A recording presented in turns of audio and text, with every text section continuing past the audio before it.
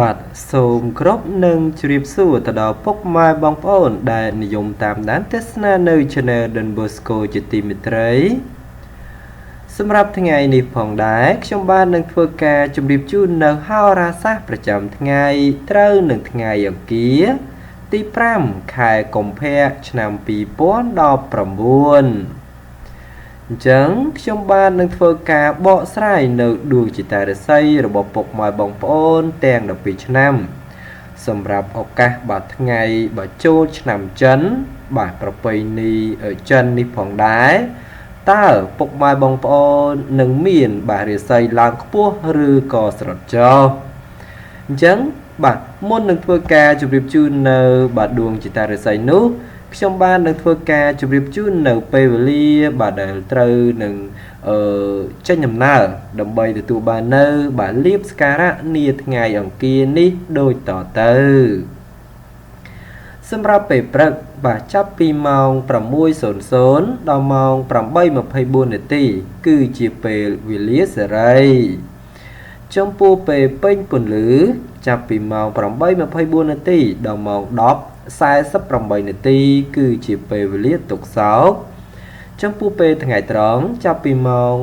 10:48 នាទីដល់ម៉ោង 1:12 នាទីគឺជាពេលវេលាលៀបសក្ការៈ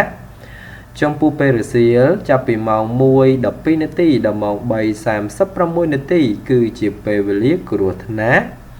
ចំពោះពេលល្ងាចចាប់ពីម៉ោង 3:36 នាទីដល់ម៉ោង 6:00 គឺជាពេលវេលាធម្មតាអញ្ចឹងហើយចំពោះពុកម៉ែបងប្អូនដែលចង់បាននៅលៀបសក្ការៈសម្រាប់បាទថ្ងៃអង្គារនេះផងដែរកុំភ្លេចធ្វើដំណើរនៅចន្លោះពីម៉ោងបាទ 10:48 នាទីដល់ម៉ោង 1:12 នាទីនេះគឺជាពេលវេលាល្អបំផុតដើម្បីទទួលបាននៅបាទលៀបសក្ការៈសម្រាប់ថ្ងៃអង្គារនេះផងដែរអញ្ចឹងចំពោះការជម្រាបជូននៅពេលវេលានៅពេលនេះគឺត្រូវបានបញ្ចប់ខ្ញុំបាននឹងធ្វើការជម្រាបជូននៅបាទហោរាសាស្ត្រប្រចាំថ្ងៃបាទត្រូវនឹងថ្ងៃអង្គារទី5ខែកុម្ភៈឆ្នាំ2019ពុកម៉ែបងប្អូនដែលកើតនៅក្នុងឆ្នាំជាដំបូងគេនេះគឺត្រូវជាមួយនឹងឆ្នាំជូតបាទ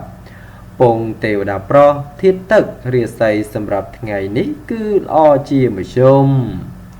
នៅថ្ងៃនេះបាទបើលោកអ្នកមានបំពេញកិច្ចការងារអ្វីមួយគឺមិនអាចធ្វើប្រហែសឬធ្វើទាំងមិនស្វែងរកភាពរីកចម្រើនបានឡើយបើពុំនោះទេដំណើរជីវិតរបស់លោកអ្នកនឹងជួបផលលំបាកនៅគ្រាខាងមុខណាមួយជាក់ជាពុំខាន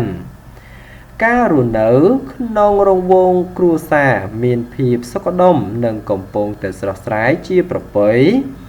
ចំពោះការប្រកបការងាររកស៊ីជួញដូរការជួញបាទឆ្ងាយឲ្យប្រយ័ត្នបន្តិចព្រោះសម្បូរក្រុមមនុស្សបាទបោកប្រាស់ច្រើនឯការជួញចិត្តការរកចំណូលជួបផលលំបាកបន្តិចហើយអ្នកខ្លះរកបង្ក្រប់ឆ្នាំងបាយសឹងតែមិនគ្រប់ផងរីឯបញ្ហាគូក្រងប្តីប្រពន្ធឬក៏គូស្នេហ៍ប្រុសស្រីមានភាពបើស្រស់ស្រាយប្រៀបដូចត្រីក្នុងទឹកនារដូវខែវស្សាអញ្ចឹងនេះគឺជាដួងចិត្តរាសីរបស់ពុកម៉ែបងប្អូនដែលកើតឆ្នាំជូតខ្ញុំបាននឹងធ្វើការជម្រាបជូននៅឆ្នាំជាបន្តទៅទៀតគឺត្រូវជាមួយនឹងឆ្នាំឆ្លូវរាសីសម្រាប់ថ្ងៃអង្គារទី5ខែកុម្ភៈឆ្នាំ2019ពុកម៉ែបងប្អូនដែលកើតឆ្នាំឆ្លូវបាទ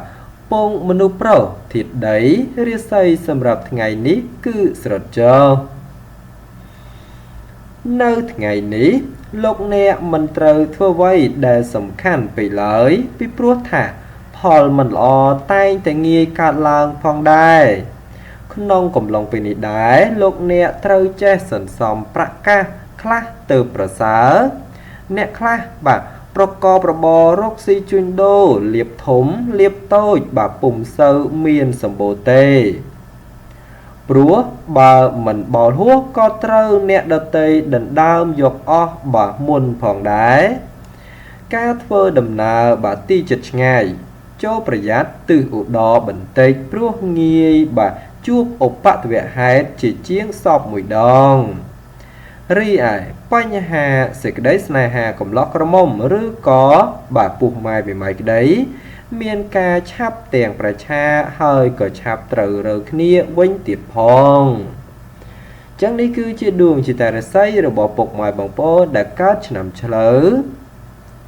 ខ្ញុំបាទនឹងធ្វើការជម្រាបជូននៅឆ្នាំជាបន្តទៅទៀតគឺត្រូវជាមួយនឹងឆ្នាំខាលរាសីសម្រាប់ថ្ងៃអង្គារទី5ខែកុម្ភៈឆ្នាំ2019ឆ្នាំខាលពងយស្រីធាតុឈើរាសីសម្រាប់ថ្ងៃនេះគឺខ្ពស់ត្រដែតក្នុងថ្ងៃនេះដួងរាសីរបស់លោកអ្នកក៏ប្រសើរគួរសមលោះហើយបើចង់ផ្ដើមបាទធ្វើអ្វីមួយអាចសម្រុកពេញទីបានហើយព្រោះថាផលល្អនៅចាំហុចឲ្យជានិច្ចការប្រកបការងារវិញនោះមានលក្ខណៈពេញដៃពេញជើងហើយបើចង់ចរចាពីរឿងអ្វីមួយក៏តែងតែឆាប់ត្រូវរើទៀតផងអ្នកប្រកបរបររកស៊ីជួញដូរវិញការចេញធ្វើចំនួនទីចិត្តឆ្ងាយមានភាពរលូនបាទលូតលាស់ទៅមុខប្រពៃហើយការរកផលកម្រៃទៀតសោតក៏ល្មមគ្រាន់ជាទីកក់ក្ដៅចំណែកឯសម្ព័ន្ធស្នេហាកំឡោះក្រមុំឬក៏ពុះម៉ែមួយម៉ៃក្តីបើលោកអ្នកគិតថាសេចក្តីស្នេហាមានលំនឹងហើយអាចរៀបចំសំគមគ្រួសារគឺជាឱកាសល្អប្រពៃបំផុតចឹងនេះគឺជាដួងចិត្តរាសីរបស់ពុកម៉ែបងប្អូនដែលកើតឆ្នាំខាលខ្ញុំបាទនឹងធ្វើការជម្រាបជូននៅឆ្នាំជាបន្តទៅទៀតគឺត្រូវជាមួយនឹងឆ្នាំថោះរាសីសម្រាប់ថ្ងៃអង្គារទី5ខែកុម្ភៈឆ្នាំ2019ឆ្នាំថោះពងមនុស្សស្រីធាតុឈើរាសីសម្រាប់ថ្ងៃនេះគឺខ្ពស់ត្រដែតនៅថ្ងៃនេះលោកអ្នកប្រកបកិច្ចការងារអ្វីអាចសម្រុកពេញទីបានហើយនឹងទួធ្វើអ្វីតែងតែហុចផលមកវិញគ្រាន់ក៏ប្រសើរផងដែរសម្រាប់ពេលវេលាល្អក្នុងការធ្វើអ្វីមួយគឺនៅម៉ោងបាទ1:00នាទី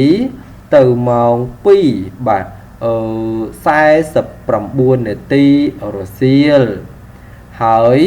បើចង់បើប្រកបកិច្ចការងារអ្វីតែងតែហុចផលមកវិញផងដែរចំពោះអ្នកប្រកបរបររកស៊ីជួញដូរលោកអ្នកបើចង់បើកហាងថ្មីឬក៏ផ្លាស់ទីកន្លែងលក់ដូរជាឱកាសល្អប្រពៃណាស់ព្រោះថាអាចឆ្លើយតបផ្លែផ្កាដូចជាទីកក់ក្ដៅគ្រាន់បើការធ្វើដំណើរឆ្ងាយចិត្តជួបសេចក្តីសុខក្សេមក្សាន្តទាំងពេលទៅនិងពេលត្រឡប់មកវិញរីឯសម្ព័ន្ធស្នេហាកំឡោះក្រមុំឬក៏ពោះម៉ែមួយម៉ៃក្តីបើមានរៀបអាពាហ៍ពិពាហ៍ចូលស្ដីដណ្ដឹងតែងតែសម្រេចដោយគប់បំណងចឹងនេះគឺជាដួងចិត្តរាសីរបស់ពុកម៉ែបងប្អូនដែលកើតឆ្នាំថោះខ្ញុំបាននឹងធ្វើការជម្រាបជូននៅឆ្នាំជាបន្តទៅទៀតគឺត្រូវជាមួយនឹងឆ្នាំរោងរាសីសម្រាប់ថ្ងៃអង្គារទី5ខែកុម្ភៈឆ្នាំ2019ឆ្នាំរោងពងទេវតាប្រុសធាតុមាសរាសីសម្រាប់ថ្ងៃនេះល្អជាមួយជុំក្នុងថ្ងៃនេះបើលោកអ្នកធ្វើអ្វីត្រូវសន្សឹមកុំបំបោលនោះផលល្អនឹងហុចមកឲ្យវិញដោយគប់បាច់ជាទីបំណងការប្រកបការងារក៏ដោយលោកអ្នកត្រូវធ្វើថ្នាក់ធនកណ្ដាលឬមិនសំខាន់ពេកព្រោះថាបើធ្វើធំពេកឬក៏សំខាន់ខ្លាំងពេកផ្លែផ្កាដែលហុចមកវិញមិនសូវដូចគប់បំណងនោះឡើយចំពោះអ្នកប្រកបរបររកស៊ីជួញដូរលោកអ្នកឲ្យប្រយ័ត្នជនខិលខូចតាមលួចបន្លំឬក៏បាទបង្ករឿងដោយប្រការណាមួយរីឯសេចក្តីស្នេហាប្រុសស្រីមានការខ្វាយខ្វល់ព្រោះតែការប្រឆាំងគ្នាច្រើនជាជាងសពមួយដងចឹងនេះគឺជាដួងចិត្តរាសីរបស់ពុកម៉ែបងប្អូនដែលកើតឆ្នាំរោង ខ្ញុំ ខ្ញុំបាននឹងធ្វើការជម្រាបជូននៅឆ្នាំជាបន្តទៅទៀតគឺត្រូវជាមួយនឹងឆ្នាំម្សាញ់រិស័យសម្រាប់ថ្ងៃអង្គារទី5ខែកុម្ភៈឆ្នាំ2019ឆ្នាំម្សាញ់ពងមនុស្សប្រុសធាតុភ្លើងរិស័យសម្រាប់ថ្ងៃនេះល្អជាមធ្យមក្នុងថ្ងៃនេះការប្រកបការងារមានភាពប្រទាំងប្រទើសនឹងបាក់ក្រុមមនុស្សបង្កផលលំបាក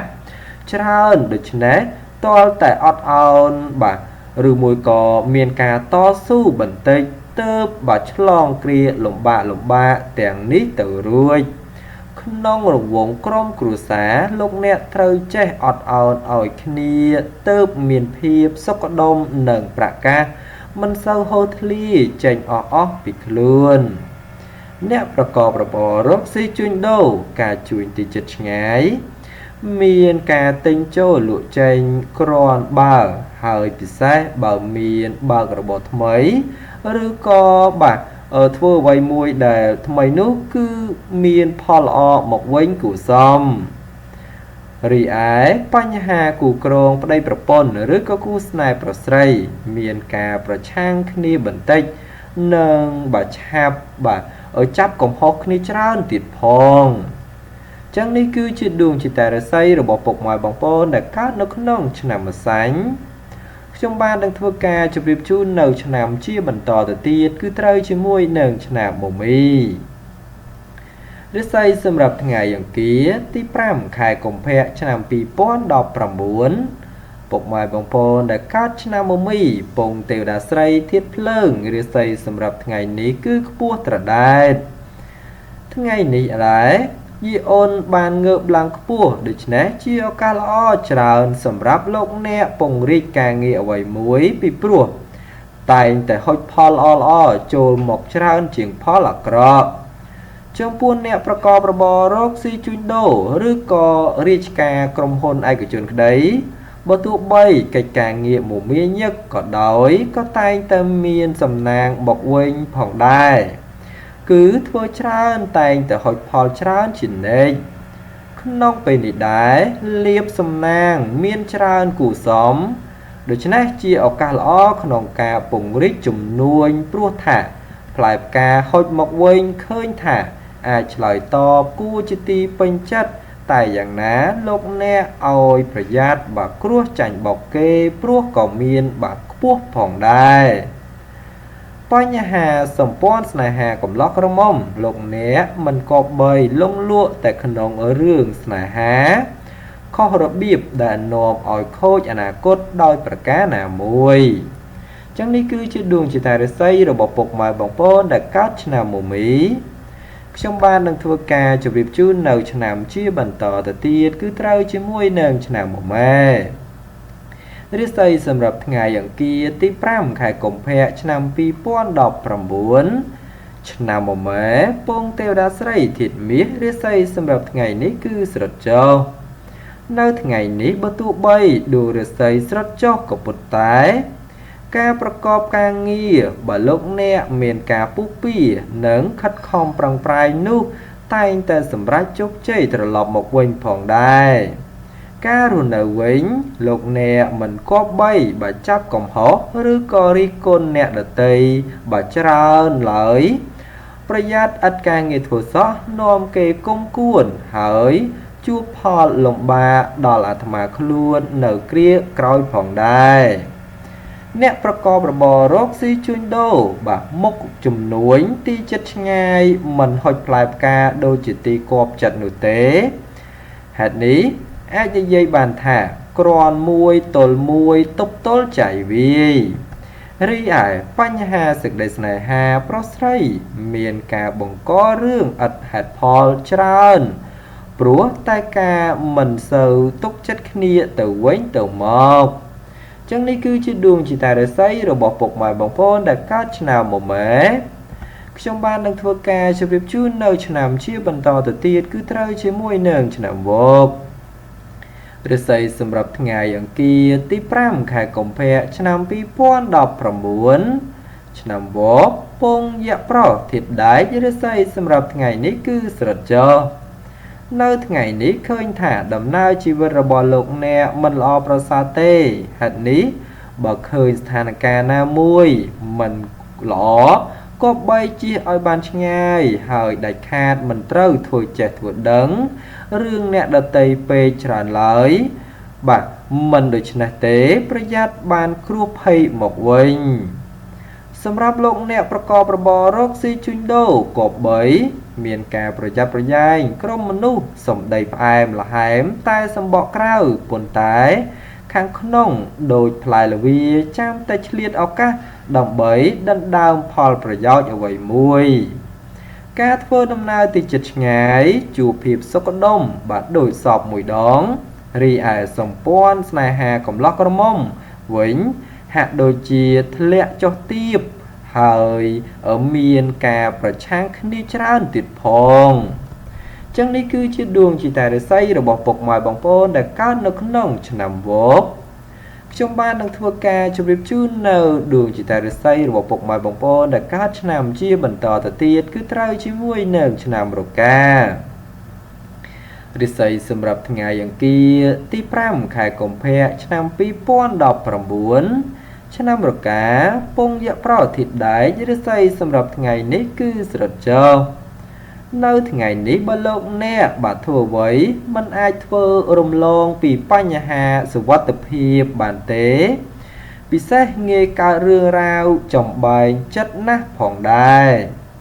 ចំណែកអ្នកប្រកបរបររកស៊ីជួញដូរបាទធ្វើអ្វីមិនអាចបាទលុបលុនបានដែរដូច្នេះធ្វើដោយបាទសន្សំហើយគិតផលប្រយោជន៍អ្នកដតីខ្លះទៅការប្រកបជំនួញគ្មានរឿងរ៉ាវប្រទាំងប្រទើសបាទច្រើនកើតឡើងទៅរួចរីឯបញ្ហាបាទសេចក្តីស្នេហាប្រុសស្រីបើចង់ជ្រើសរើសគូស្រករត្រូវចេះពិនិត្យបច្ច័យបាទបន្តិចទៅមិនកំក្រាស់នៅគ្រាខាងមុខអញ្ចឹងនេះគឺជាដួងជាតារាសីរបស់ពុកម៉ែបងប្អូនដែលកើតឆ្នាំរកាខ្ញុំបាននឹងធ្វើការជម្រាបជូននៅឆ្នាំជាបន្តទៅទៀតគឺត្រូវជាមួយនឹងឆ្នាំចរិស័យសម្រាប់ថ្ងៃអង្គារទី5ខែកុម្ភៈឆ្នាំ2019ឆ្នាំចពងយៈស្រីធាតុដីរិស័យសម្រាប់ថ្ងៃនេះគឺខ្ពស់ត្រដែតនៅថ្ងៃនេះដោយសារតែយីអូនឡើងខ្ពស់ដូច្នេះផ្ដល់ផលល្អសម្រាប់លោកអ្នកបំពេញការងារបាត់ផ្នែកប្រកាសឬក៏ការធ្វើកិច្ចសន្យាអ្វីមួយផងដែរការរស់នៅមានភាពសុខដុមនិងកំពុងតែស្រស់ស្រួលគ្នាប្រសើរគួរសមចំពោះអ្នកប្រកបរបររកស៊ីជួញដូរទោះចង់ចេញធ្វើចំនួនទីជិតឆ្ងាយគឺផលកម្រៃតែងតែហុចមកវិញគួរសមផងដែរប៉ុន្តែយ៉ាងណាប្រកាសកាន់នៅដៃមិនសូវជាប់ទេតែងតែហូរធ្លាយចេញទៅវិញអស់ពុំឃើញសេះសល់អ្វីឡើយការធ្វើដំណើរទីជិតឆ្ងាយជួបសេចក្តីសុខផ្សេងសានទាំងពេលទៅនិងពេលត្រឡប់មកវិញរីឯបញ្ហាសេចក្តីស្នេហាកំឡោះក្រមុំបើចង់ធ្វើការជ្រើសរើសគូស្រករតែងតែជួបគូព្រេងពិតដូចសេចក្តីប្រាថ្នាចឹងនេះគឺជាដួងជាតារាសីរបស់ពុកម៉ែបងប្អូនដែលកើតឆ្នាំចខ្ញុំបាននឹងធ្វើការជម្រាបជូននៅឆ្នាំជាបន្តទៅទៀតគឺត្រូវជាមួយនឹងឆ្នាំកុលរិស័យសម្រាប់ថ្ងៃអង្គារទី5ខែកុម្ភៈឆ្នាំ2019ពុកម៉ែបងប្អូនដែលកើតឆ្នាំកុលពងមនុស្សស្រីធាតុទឹករិស័យសម្រាប់ថ្ងៃនេះល្អជាមធ្យមនៅថ្ងៃនេះលោកអ្នកចូលប្រយ័ត្នការមានចំនួនវិវាទសម្ដីបន្តិចបន្តួចដោយសារការមិនចោះសម្រុងគ្នាឬការប្រឆាំងគ្នាទាំងនៅក្នុងផ្ទះសម្បែងឬក៏នៅផ្នែកខាងក្រៅដោយប្រការណាមួយកើតមានឡើងចំពោះការប្រកបការងារលោកអ្នកទោះបើធ្វើអ្វីក៏ដោយគឺជារឿយពុំសូវបាទដំណើរការបានរលូនទេព្រោះតែមានរឿងរ៉ាវមកយាយីអុកឡុកជានិច្ចអ្នកប្រកបរបររកស៊ីជួញដូរក្នុងថ្ងៃនេះដែរជួបផលលំបាកក្នុងការរកផលចំណូលណាស់ហើយការជួញទីជិតឆ្ងាយទៀតសោតជួបតែភាពប្រកម្មរកោសនិងក្រុមបាប្រមិត្តតាមឈ្នានីសបាព្យាបាទយាយី រីឯបញ្ហាបើកំឡោះក្រមុំបើចង់ធ្វើការជ្រើសរើសគូស្រករពុំសូវល្អទេព្រោះច្រើនជួបគូកម្មច្រើនជាងគូព្រេងចឹងនេះគឺជាដួងចិត្តរាសីរបស់ពុកម៉ែបងប្អូនដែលកើតឆ្នាំកុរចំពោះការជម្រាបជូននៅបាទហោរាសាស្ត្រប្រចាំថ្ងៃត្រូវនៅថ្ងៃអង្គារទី5ខែកុម្ភៈឆ្នាំ2019នៅពេលនេះដែរគឺត្រូវបានបញ្ចប់